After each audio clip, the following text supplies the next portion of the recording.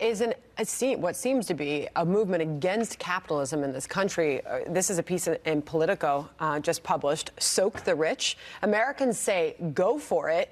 In this piece, it talks about how recent polling is showing that the American public is increasingly on board with raising taxes on the rich. As evidence, we pulled up this latest Fox News poll on the issue, whether Americans support raising taxes on the wealthy, on incomes over $10 million.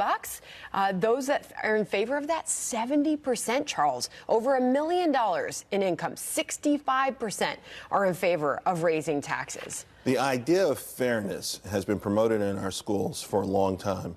And we're starting to see kids who grew up in this notion that fairness above all.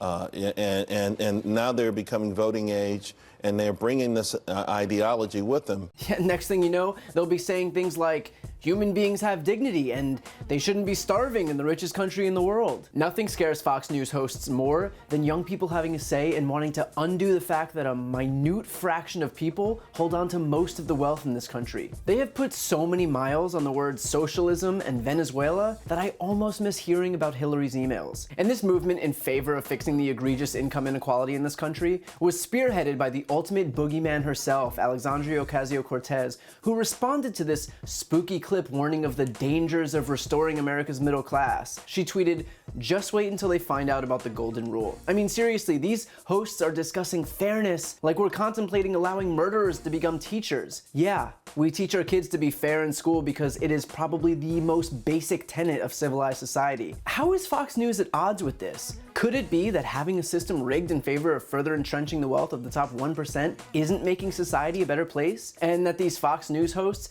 most of whom are multimillionaires, wouldn't want that system to change, so they'll fearmonger about how the US would turn into Venezuela to keep you nice and scared so nothing changes? No. Even Fox News' own polling reveals that a staggering 70% of Americans favor taxing those making over $10 million annually. Nothing like showing how this policy is extremely popular and gaining momentum to prove just how bad it is. When millionaires like these Fox News hosts and the Republicans in Congress whom they show for try to tell you that these Democrats want to take all your money, that jobs will disappear, that rich people will leave, that's not true. Democrats do not want all your money. A marginal tax rate of 60 to 70% on income over $10 million means that only income over the $10 millionth dollar is taxed at that rate. That is literally only about 18,000 Americans according to the most recent data from the IRS. Jobs will not disappear. In fact, the decades with the highest prosperity in US history were the 50s and 60s, when the marginal tax rate never fell below 70%. Unemployment averaged 4.4% in the 50s and 4.7% in the 60s, the lowest in the entire 20th century. Meanwhile, GDP averaged over 4% in the 50s and over 4.5% in the 60s. Numbers we haven't even seen since the 90s. And finally, the rich will not move to other countries because